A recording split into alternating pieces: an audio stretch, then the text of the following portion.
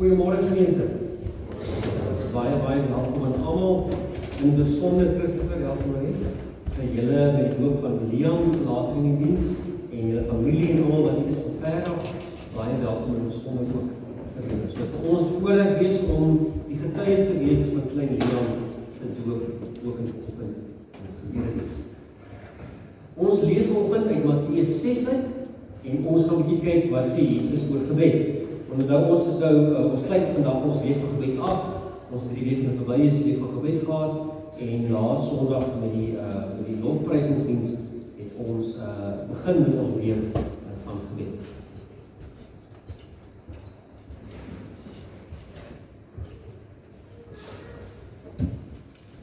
Psalm 42. Soos 'n wildstok smag na watersbron, so smag ek na U, o God. Ek dors na God, na die lewende God. Wanneer kan ek gaan en voor God verskyn? Dag en nag is ek in trane, want sonder ophou seën vir my, en waar is jou God nou? As ek my lewe voor my laat bygaan, dink ek daaraan hoe ek opgetrek het na die woonplek van God, voor 'n skare uit, na sy huis toe geloop het, met gejuig en gelofsang, 'n skare wat fees vier.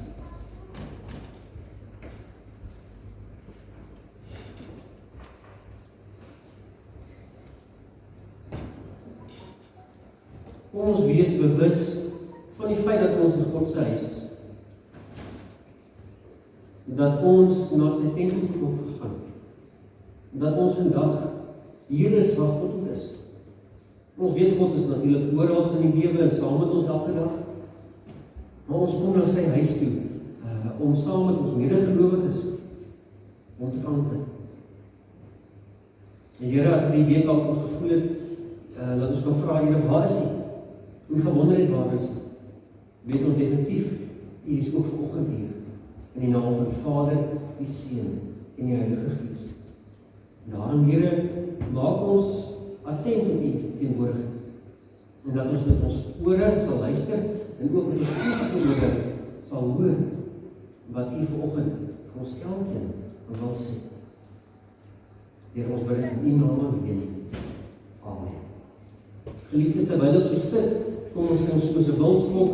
Ons gaan 'n tweede vers ook bysing, en wat dan nie in die boek is nie, maar kom ons sit terwyl ons hierdie volgende lied saam sing.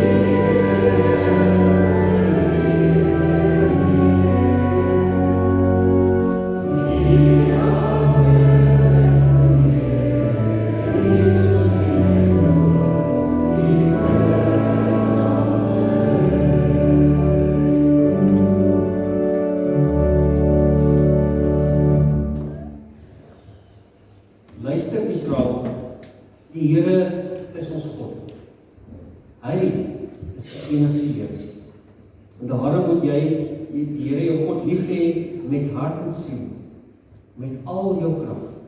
Hierdie gebooie wat ek jou vandag gegee het, moet in jou gedagtes bly. Jy moet dit inskerp by jou kinders en met hulle daaroor praat as jy in jou huis is.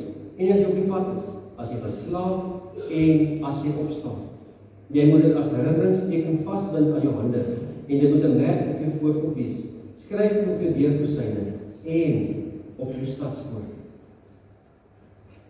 Die wet van God se aanvanklike betekenis was dat die Here se kinders moet leef soos wat hy wil hê hulle moet leef.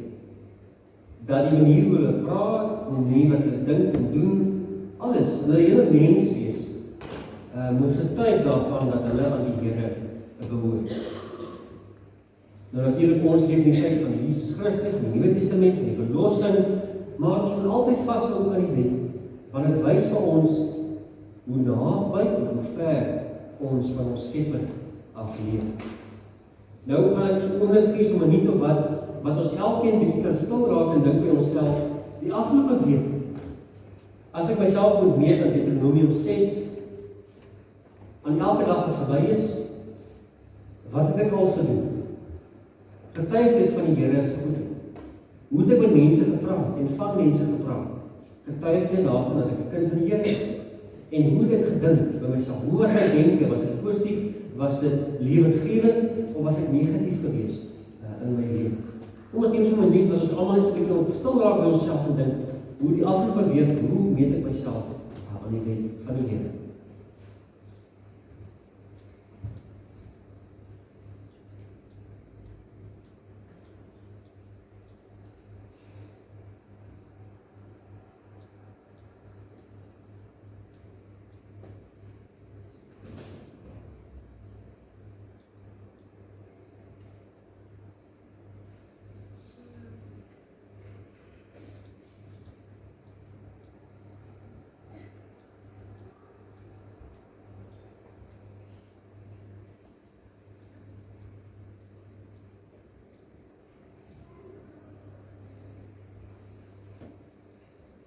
Here, vir ons vanoggend so sit en dink oor ons lewens en wat ons als aanvang in die lewe, Here, kan niemand van ons sê dat ons 100% geleef het en gedoen het soos wat U wil gehad. Daarom, Here, sê ons dankie vir Jesus Christus dat hy aan die kruis vir ons elkeen gesterf het. En dat hy die Heilige Gees aan sy kinders gee. En daarom, Here, maak ons altyd bewus van wat ons verkeerd het. Nie omdat ons dit ons sleg voel of ons skaam wees nie, maar juist dat ons wil werk aan onsself. En Here, dit is 'n lewenslange proses. Om elke dag bietjie en bietjie meer soos Jesus te word.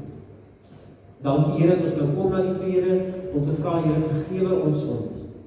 En dankie dat ons kan weet ons sondes word ook vergewe, want U het baie, baie duur daarvoor betaal aan die kruis. Here, ons bid in die naam van die Vader, die Seun en die Heilige Gees. Amen. Geniet kom ons staan asseblief vir die volgende liedere saam. Kom ons staan asseblief.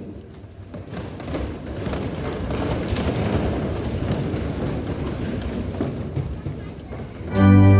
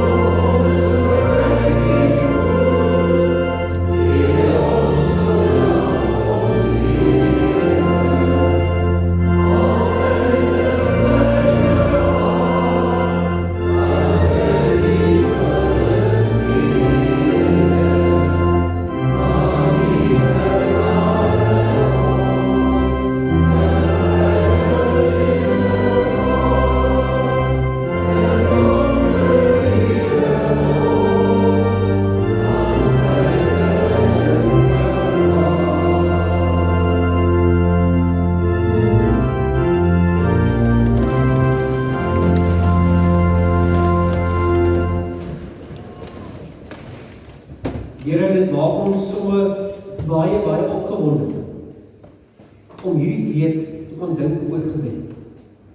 Want Here, gebed is die senter van enige gelowige se lewe. Dit is ook die fondasie en senter van elke gemeente. En so moet dit wees, Here. Here, ons kan altyd maar nog leer oor gebed, ons kan altyd nog stil raak om te dink oor ons gebedslewe, en daarom, Here, dat ons ook, Here, nou, dat wanneer ons nou gaan lees en hoor, en bietjie gaan dink oor gebed, Here, dat ons wees sal bewus raak van ou waarhede, dinge wat ons dalk lank terug al gehoor het, maar ons ook bewus sal raak van nuwe goed, wat U ons van bewus wil maak. En daarom, Here, bid ons dit als, nie omdat ons dit verdien nie, maar omdat U 'n God is van groot genade. Amen. Soos genoem, lees ons vanoggend uit Matteus 6 uit, en nou maar hierdie gedeelte het ek nou eers uitverlos tot vandag toe, want as mens nou dink oor gebed in die Bybel is Matteus 6 sekerlik een van die groot bekende gedeeltes wat ons leer oor gebed. Nou, so die agtergrondinligting, dit is nou hier by die bergrede, so as jy nou kyk na die evangelie van Matteus, is daar die begin van Matteus is nou hierdie groot gedeelte waar Jesus op die berg staan en preek, waar hy vir die hordes mense 'n klomp dinge leer en weer herinterpreteer vanuit die wet uit om te sê, hier's praktiese maniere hoe God se kinders sy woord moet uitleef. Praktiese maniere. As klomp dinge in die Ou Testament, maar hier is nou praktiese maniere hoe ons hierdie boodskap moet uitleef in ons lewens. Kom ons lees saam, ek gaan weer teruggaan na die verse later, om te verwys na sekere gedeeltes. Ons lees van vers 5. Verder, as julle bid, moet julle nie soos die skynheiliges wees nie. Hulle hou daarvan om in sinagoges en op die strate te staan en bid sodat die mense hulle kan sien. Dit verseker ek julle. Hulle het hulle beloning klaar weg. Nee, as jy bid, gaan na jou kamer, maak die deur toe en bid tot jou Vader wat jy nie kan sien. Jou Vader wat sien wat verborgen is, sal jou beloon. Wanneer jy bid, moet jy nie soos die heidene 'n stortvloed van woorde gebruik. Hulle verbeel hulle gebede sal gehoor word, omdat hulle baie woorde gebruik. Moet dan nie soos hulle maak, want hulle Vader weet wat julle nodig het, nog voordat julle dit van hom vra. So moet julle bid. Ons Vader wat in die hemel is, laat U naam geheilig word. Laat U koninkryk kom. Laat U wil ook op die aarde geskied, net soos in die hemel. Gee ons vandag ons daaglikse brood en vergeef ons oortredinge, soos ons ook die vergewe wat teen ons oortree. Vers 13. En laat ons nie in versoeking kom nie, maar verlos ons van die bose. As julle ander mense hulle oortredings vergewe, sal julle hemelse Vader julle ook vergewe. Maar as julle ander mense nie vergewe nie, sal julle Vader julle ook nie julle oortredings vergewe. En ons lees dan net tot dan.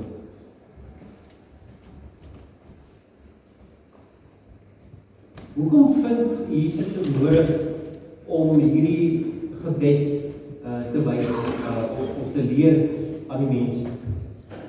En nou, die meeste van die mense wat hulle luister na hom op die berg is Jode, so hulle ken van dit. Hulle is deel van hulle geloofslewe. Waarom dink Jesus is nodig vir hulle om dit te laat weet? Nou die Jode van destyds, vandag ook sekere groeperinge van Jode het op sekere tye bid hulle vir die dag. As jy dink aan die moslim geloof ook, daar is sekere tye van die dag wat hulle moet bid tot Mohammed, tot hulle God. Maar die Jode moet ook dan op sekere tye van die dag bid. So dan gebeur dat die Jode dan op straat is, op baie stadium, op baie tyd van die dag, en dan moet hulle bid hulle net daar en dan. So dis nie 'n vreemde verskynsel nie, dis nie verkeerd nie, dis hoe dit gewerk het in daai tyd, die mense gebid het. Maar wat wel gebeur het, is dat sommige Jode, sommige mense, het dit so juist beplan dat hulle daar moet wees om te bid. Want dan dink hulle self, as ander mense sien hoe ek bid, dan gaan hulle dink, ek is nou vreeslik heilig en vreeslik vroom en kyk wat oulik is ek. So hulle moet by die fokus op hulle self plaas. Ook wat Jesus ook sê is, dat van hulle te veel nodig bring. dat hulle 'n stortvloed van woorde gebruik het. En daardeur het die mense eintlik probeer vir God probeer sy arm dra. Om te sê ek bid nou meer intens, ek gebruik meer woorde, ek bid meer begeesterd, sodat God kan luister na my. En dis soos by die heidene ook, en dink by jouself by Baal, daar 1 Konings 18:19, waar hulle ons bid vir Baal, dan begin hulle beklaar ook vinniger en harder, want hulle wil hulle afgode laat hoor, van dat hulle moet luister na wat hulle bid. So dis hy self tipe van beginsel, as ek harder en meer intens bid, sal God tog luister na my. Dan sal ek tog God beïnvloed. Weereens val hy in die fokus dan op die mens en nie meer op God nie. So wat die mens kan doen en wat die mens wil hê en nie wat God wil hê. Matteus 6 het in daai tyd, jy sal nou lynreg staan teenoor die gewoontes van die wêreld. Waar mense al gesê het, maar die lewe gaan nie oor myself, oor wat ek wil hê, wat die beste vir my is, en dat mense dink ek is baie vroom en van buite af lyk ek baie gelowig en oulik. Maar eintlik is dit heeltemal verkeerd. Interessant genoeg staan dit ook lynreg teenoor hoe mense vandag ook redeneer. Die lewe wat ons vandag ook leef, gaan ook daaroor, mense gaan oor hulle self. Wat is die beste vir my? Wat kan ek uit God uit kry? Wat kan ek uit my geloof uit kry? Kan ek aansien kry? Kan ek my gebede verhoor kry? Kan ek geld kry? Kan ek genesing kry? Wat kan ek kry daaruit? Maar Jesus gee hierdie gedeelte om te sê dat ons fokus oor wanneer ons bid en hoe ons bid moet reg wees. Ons intensie moet dan ook reg wees. Waarom bid ek? Waarom doen ek dit? Want Jesus kyk dieper as net op die oppervlak. En dan lê die fokus nie op die inhoudssisteem nie, maar oor die intensies en die fokus. Want as jou intensies reg is en jou fokus reg is van jou gebede, dan sal die inhoud outomaties dan ook reg wees waaroor jy bid. Nou ek weet, dis dinge waarmee ons almal worstel. Ons bid, ons weet nie altyd hoe te bid nie. Ons voel God luister nie na ons gebede nie. Of voel ons ook dat ons wil skree na God en sê, Here, luister net en hoor my net. En ek wil hê dit moet gebeur, A, B, C moet gebeur. So ons baie keer bly ons daai rigting as ons bid. En Matteus 6, ja, ons het so 'n bietjie om weer te besef waaroor gaan gebed en hoe ons moet bid. Nou kom ons gaan 'n bietjie terug na verse 5 en 6.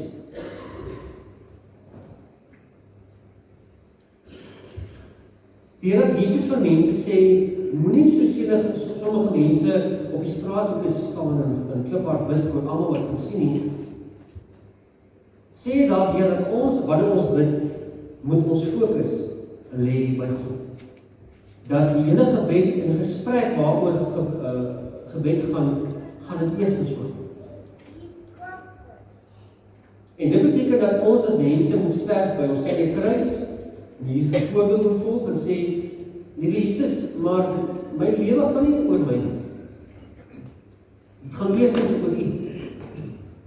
Dit gaan oor 'n ander ingesteldheid oor hoe ons oor die lewe dink, hoe ons oor geloof dink, en dan ook hoe ons oor ons gebedslewe dink. Dit raak al hoe moeiliker in vandag se samelewing, want soos ek gesê het, leef ons in 'n verbruikerskultuur, in 'n eie ek kultuur, waar ons self maar net by onsself dink, wat is die beste vir my en wat kan ek uit die lewe kry? Nou, hierdie sê Jesus nie, dit is verkeerd om in die openbaar te bid. Want as jy tot op die punt alles wil volg presies en dit verkeerd lees, beteken dat ons net ons eie geheime kamertjies in ons huise moet alleen doen. Dan mag ons ook ons nie in die kerk bid of nêrens in die openbaar bid, by 'n saalopening of by 'n kantoor, by 'n werksplek nie. Dis nie gaan daaroor. Dit gaan oor, as ons bid, waar lê die klem op ons gebed? Gaan dit oor God, of gaan dit oor myself?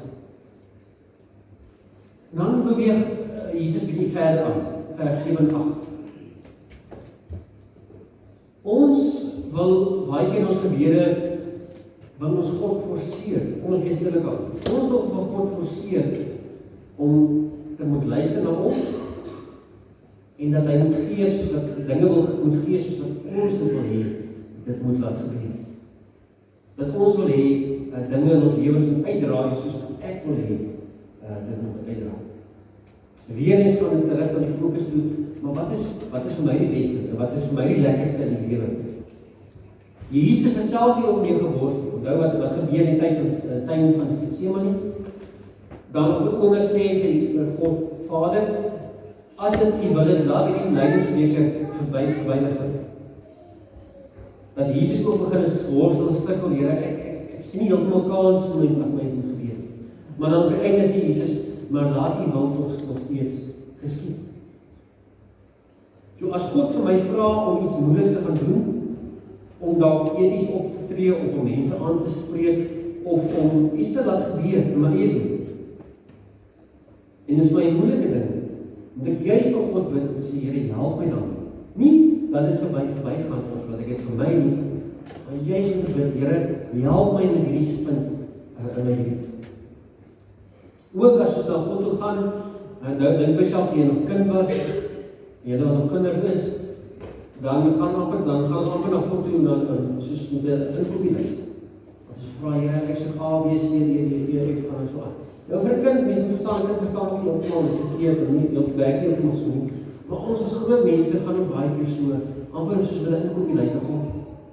En dit sê ook vir ons iets van wanneer gaan ons na God? Gaan ons na God toe net as ons iets soek? Of gaan ons na God toe as ons God se nabyheid verlang? Om net so met God te gesels. Daarom moet ons nie net bid en smeek tot God as ons dit moeilik gaan met ons, of as ons iets soek nie. Dit moet 'n daaglikse ritme wees, oor wanneer ons na God toe gaan. Kom ons begin met die gebedgedeelte waar Jesus nou verduidelik is om dinge moet ons verduidelik op vers 8 toe, en dan sê vers 9, so moet ons bid. Weer eens, hoe begin God, Jesus in sy gebed? Hy begin ons Vader in die hemel is, laat U naam geheilig word. So, as mens ons die belangrikste ding wil skryf in 'n brief, of in 'n opstel of iets, dan begin ons met die eerste sin of twee, sê vir ons waaroor gaan dit, waar die fokus, en wat is die belangrikste ding van wat nou gevolg. Weer eens sê Jesus vir ons, en wys vir ons iets ons bid, dat wanneer ons bid, moet ons fokus by God hê. En dat ons hele gebed moet getuig daarvan dat ons God kan bid, dat ons hom eer, en dat ons in ons afhanklikheid en ons nederigheid voor God bely en herken. Dink jouself, hoe bid jy? Is dit maar net soos 'n rympie wat jy opsê, of besef jy die implikasies van die woorde wat jy bid? En hoe begin jy jou gebede? Hoe sluit jy jou gebede af? Getuig dit van iemand wat werklik die fokus op God was?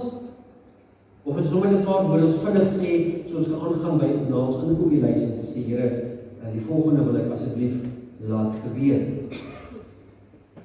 Dink jouself, waar lê jou fokus as jy bid? Dan vers 10, laat die koninkryk kom. Laat U wil ook op die aarde geskied, net soos in die hemel. Weer eens is hierdie 'n baie moeilike vers vir vandag se tyd. Want dit gaan ons oor ons eie wil. Maar hier sê Jesus, as ons bid, moet ons bid dat God se wil geskied in ons lewe. Dat God se wil is nie altyd die maklikste of die lekkerste wil om te geskied in ons lewens nie. Dit is soms ook die uitdagendste, maar dit is die regte wil. Altyd weet ons, weet ook nie altyd wat is God se wil. Maar deur ons gebede en deur ons nabyheid met God en met ons medegelowiges, wys God op van sy wil. En in sy woord openbaar ons ook van sy wil al reeds vir ons lewens. En hierdie gaan vers 10 gaan oor nederigheid en gebed, gaan oor die hele ingesteldheid oor ons lewens. Dink jouself by jou huwelik, leef jy net vir jouself of laat jy jou metgesel, jou vrou of man, laat jy hulle toe om soms ook te buig voor hulle en sê ek sal ook buig daarvoor om te sê die lewe gaan nie oor myself nie, maar ek moet dink aan ander mense. Ek moet dink aan ander mense wat hulle wil. Dis vir ons 'n moeilike ding, ons moet dit altyd onthou. Maak nie saak hoe jong of hoe oud ons is, dat ons moet as onsself laat sterf aan ons eie wil. Soos wat Jesus aan die kruis moes sterf vir sy wil, en op ons gewys het wat is God se wil vir sy lewe, maar ook vir ons lewe. Nou wanneer Jesus klaar hierdie gesê dat ons fokus moet op God wees en dat God se wil moet laat geskied, dan gee ons vers 11. Gee ons vandag ons daaglikse brood. Waarom bid Jesus hierdie woord? Waarom vra hy vir ons daaglikse brood? Waarom vra hy nie vir 'n Here gee vir my maandeliks brood, gee vir my brood en vleis, gee vir my al die geld wat ek benodig? Want as ons vir God bid, gee my daaglikse brood, beteken ook dat ek môre weer moet bid, Here gee my daaglikse brood. Dit sê vir ons dat ons afhanklik is van God en dit erken dat ons erken dat ons afhanklik moet wees teenoor God. Dat ons moet besef dit vandag wat ek het in my lewe, die voorreg wat ek het, die kos wat ek eet, al is dit 'n snytjie brood of al is dit gekookte kos met klomp skaapvleis en klomp dinge, dit is net bloot genade. En daar is soveel mense daar buite wat nie daai voorreg het. Daar's mense wat vandag sonder 'n stukkie brood moet klaar. En ons moet nooit dink dat ons is te oulik of te goed, dat ons altyd sal geld en kos het. Ons weet nie wat môre met ons kan gebeur. Daarom moet ek vandag bid en sê, Here, gee my vandag my daaglikse brood. Gee my net genoeg wat ek vandag nodig het. Want Here, as jy vir my te veel gee, dan gaan ek dalk vergeet dat ek afhanklik is. Dan gaan ek gedink ek is op my eie goed en reg en dat ek nie meer God se hulp en sy voorsiening nodig het in my lewe. Daarom as ons bid vir kos, as ons bid vir ons gaan eet, baie keer raak dit rympies en dis reg om ons bid en vir kinders leer ons rympies want dit is belangrik en dis hoe hulle leer. Maar ons as groot mense, ons moet begin ook dink oor wat sê ons. En dit moet nie maar 'n rympies wees dat ons vinnig sê om gaan eet nie. En almal moeilik raak en mense om gaan eet nie. Ons moet bid en as ons bid, moet ons mooi dink oor die woorde wat ons sê. Want dit help ons met die fokus en ons ingesteldheid in ons lewens en in ons geloofslewe. En dan as Jesus klaar gebid het vir gee ons daaglikse brood, kom hy na 'n interessante ding. Oor sy gebed afsluit, die tweede laaste gedeelte. Vers 12 en dan vers 14 en 15 gee vir ons ook verduidelik 'n bietjie meer vir ons. En vergeef ons oortredings soos ons ook die vergewe wat teen ons oortree. Liewe vriende, dit is, ek dink as ons mooi daai vers woorde lees, en ons lees 14 en 15 saam met dit, die implikasie daarvan is enorm. En is baie uitdagend. Want ons wil altyd net bid, Here, vergewe my sondes. Maar ons sukkel daarmee om te sê, Here, help my ook om te vergewe, dat ek ook ander mense kan vergewe wat teenoor my gesonde het. Nou hierdie ding is in tweeledig, hierdie gedeelte. Want dit is vir ons moeilik om ander mense te vergewe. En dis reg, baie keer die mense vreeslike goed aan ander mense en dit vat tyd en dit is nie so maklik nie, ons kan nie vergeet nie. Mense is maar moeilik goed, moeilike wesens en dit maak ons baie moeilik soms. Soms is dinge wat lank terug gebeur, soms is dinge wat onlangs gebeur. Maar as Jesus sê ons so bid, is dit 'n opdrag van hom. Dan sê hy vir ons bid vir vergifnis, sodat ons ook kan vergeef. So hoor mooi, ons bid vir vergifnis van God af, sodat dit ons ook kan help om te vergeef. Maar ons kan ook anders daarom sien, as ons vers 14 en 15 saam lees is, ek vergewe ander mense, sodat ek ook vergewe kan. Moet jy dit weet? Ek vergewe ander mense, sodat ek ook vergewe kan. Nou, Jesus kon ook klomp goed gebid, klomp dinge opgenoem het in sy gebed wat hy het ons gee. Maar hy kies om net 'n paar dinge te noem, wat die belangrikste is in ons gebed. En as Jesus gesê het ons moet ons naaste lief hê soos onsself, is dit nie net sommer net woorde. Dis nie sommer net 'n eenvoudige opdrag vir ons nie. Hy weet dis 'n baie moeilike ding vir ons. En dat hy dit nou in die gebed opnoem, weet ek ook dat dis 'n baie moeilike ding waarmee ons God se hulp nodig het. Want menslik gesproke is dit vir ons onmoontlik om sommige mense te kan vergewe in ons lewens. Maar dink by jouself, wat het Jesus gedoen vir ons? Dit was definitief nie vir hom maklik geweest om die hele wêreld se sondes op hom te moes neem. Dinge wat hy nie verdien het. Mense het hom dalk kwaad gemaak. Soos die Jode en die Romeine hom geslaan en wat geestelik en goed wat hulle hom gesê het, gespoeg het, gesit. En klomp dinge wat gebeur.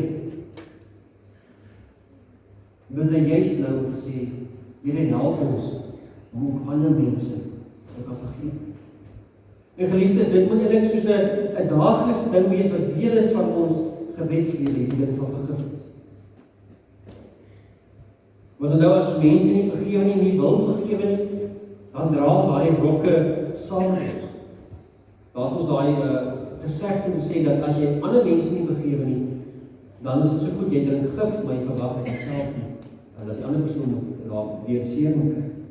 By ou en vernietig jy jouself, jy dra rokke, daai rokke raak groter, dra veel moeiliker, en jy sukkel dan nie, raak al moeiliker, en dit weerhou jy daarvan bevry te word in jou eie lewe. Dit maak die lewe vir onplesierig en jy sukkel met dit. En dan wil God, Jesus se bevrydingsboodskap, sy verlossing vir jou alle moeiliker om deel te maak van jou lewe. Want nou Jesus het nie net vir jou gesterf nie, hy het ook vir die ander mense gesterf. Jy is vir daardie mense wat jy nie sukkel mee om te kan vergewe. So vergifnis is dan 'n baie belangrike ding in ons gebedslewe, en dit moet 'n belangrike ding in ons gebedslewe raak. Dit gaan nie net om onsself nie, dit gaan ook oor ander mense.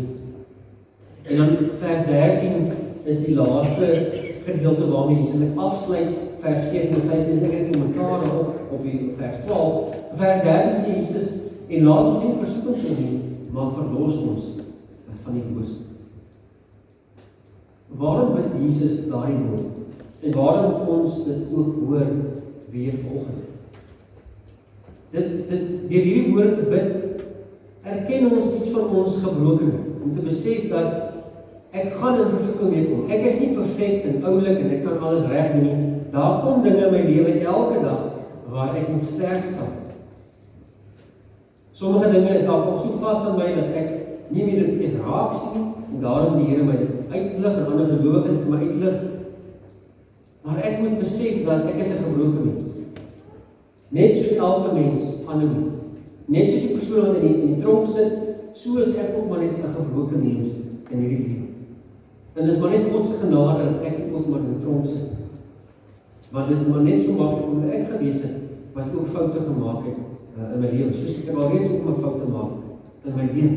So dat daardeur erken ons gebrokenheid en weer eens erken ons afhanklikheid deur hierdie woorde. Sê ek is afhanklik van God. Want sonder sy hulp, sy leiding en sy beskerming kan ons nie hierdie goed weerstaan.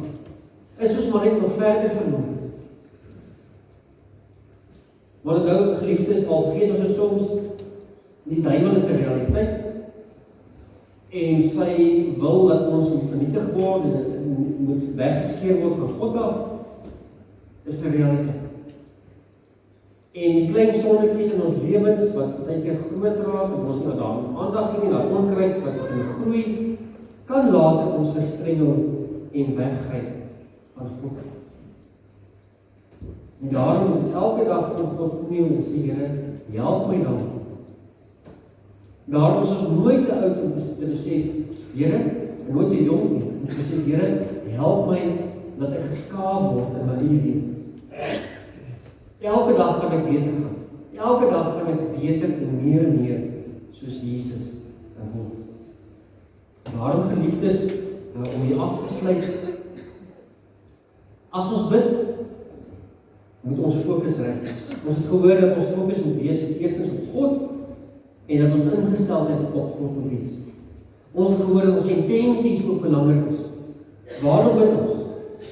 Net om iets uit God te kry, om uit ander mense uit te kry, of gaan dit daaroor dat ek werklik by God gestem raak en wil luister met hom? Onthou, gebed is nie 'n een rigting gesprek nie, dis 'n twee rigting gesprek, waar God net soveel as dit nie meer is met ons praat. Daarom in ons gebedslewe, laat ons hierdie waardes van Jesus navolg. En vir die week wat net verby is, waar ons ook gefokus op die woord vrede, dit sê Here, help ons met hierdie beginsel in ons lewens, mag ons ook daarna streef elke dag in ons gebedslewe. Amen.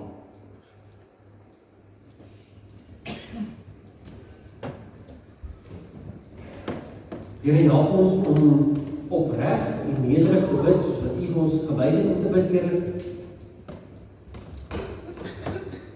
Here, help ons om deur ons gebed en ons gebedslewe 'n ritme in ons lewens in te bou.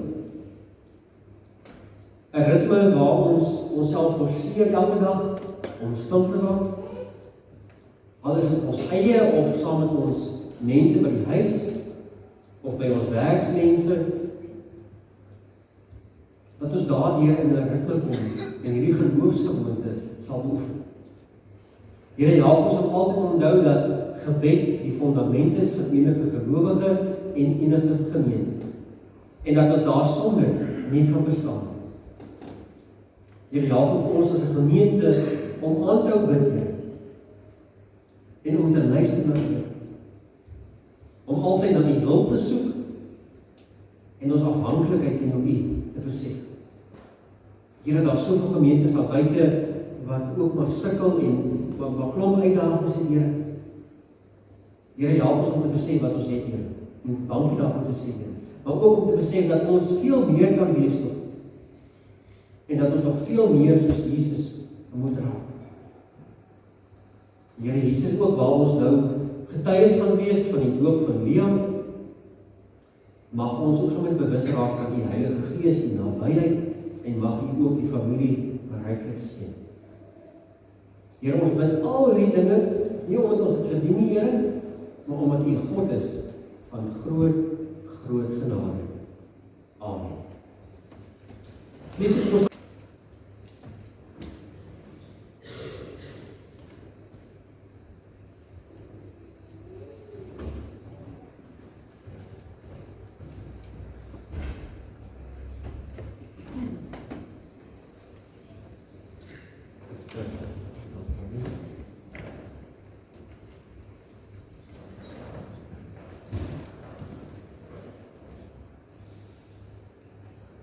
God het in die Ou Testament alreeds sy ooreenkoms met Abraham aangegaan. Ons doen dit vir God. Die verbond wat vergelyk word met die Testament waar God al sy gawes tot sy kinders beskikking stel. By die doop bevestig God dat ons en ons kinders in hierdie Testament ingesluit is. Ons en ons kinders moet verseker dat God ook ons God is. En beteken dat hy ons Vader is, dat ons lief het en vir ons sorg. Dat Jesus Christus ons verlosser is en dat die Heilige Gees in ons woon van ons nuwe mense maak en ons lei.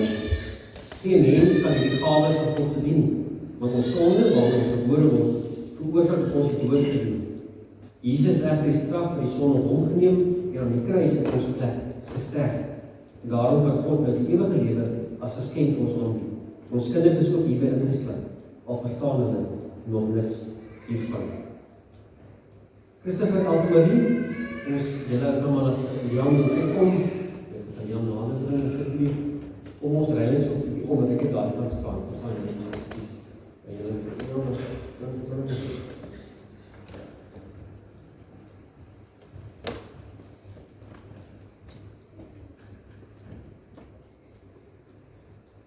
maar natuurlijk oulik.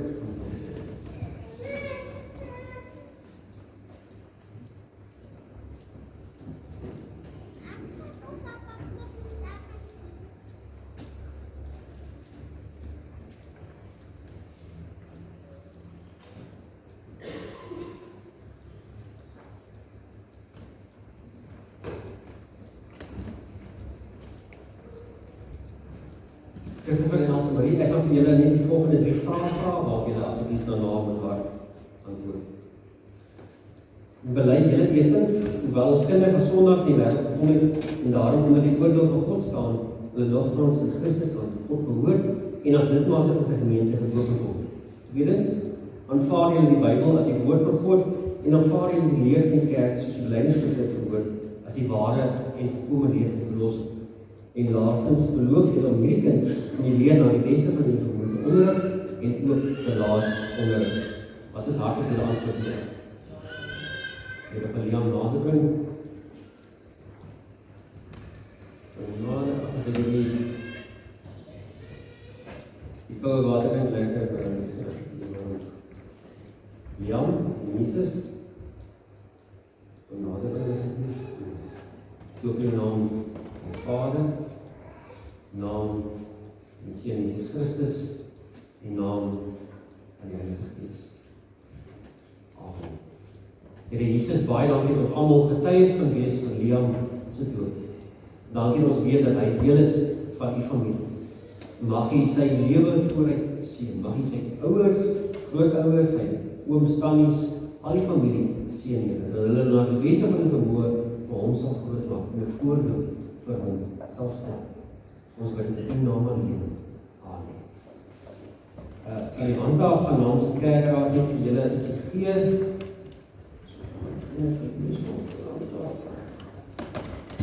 So ons gee julle 'n Bybel en 'n Kers. Die gedagte van Kers is dat elke jaar op hierdie datum dan moet julle as familie sy dood vier en terugdink dat hy gedoen is. Baie kinders.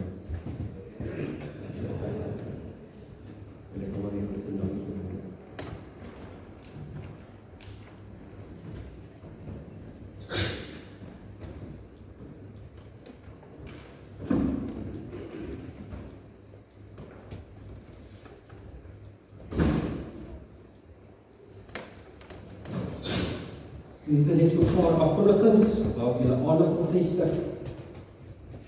So huiswerksakke gaan op 25 Februarie Saterdag en hulle bazaar hou by die kerksaal. So ons moet asseblief teken aan ons kan ondersteun en dan het die bestuur daar ook gevra net dat as mense wat nog op die lyste kry, asseblief dit sal gaan haal by huis sakke insameling al die dinge bestanddele en so voort. Dan wil ons asseblief ook bid vir die Jacobs familie, waaroor Rossie Jacobs troostdiens môreoggend 11:00 hier in die gemeente geplaas in die kerkgebou. Baie sterkte en gesond van die Hannetjie en ook aan die 3 seuns, so baie sterkte vir julle. Dan na kerk elke Sondag, gewoonlik elke Sondag, is daar tee en koffie in die saal. So julle almal word ook asseblief welkom, so nie genooi, dat jy asseblief ook lekker saam as jy kan drink en so saam gesels as familie, as kerkfamilie. Dan ons verjaarsdag, jy weet, baie gelukkig almal wat hierdie week kom gaan verjaar, dan in besonder wat 3 mense vandag verjaar, Ruben Beckman, Anien Heymans en dan Rein Mulker. Iemand van hulle hier is nie, dit is maar nie, maar baie gelukkig aan julle 3 wat in besonder vandag kan ook verjaar. Geliefdes, kom ons staan asseblief ons slotlied. Dit was ons tema lied ook vir die week van gebed, die lied 284, en dit sing oor God se vrede, dat sy vrede in ons lewe sal wees, en dat ons daardie vrede sal uitleef, ook in ons lewe. So kom ons staan asseblief.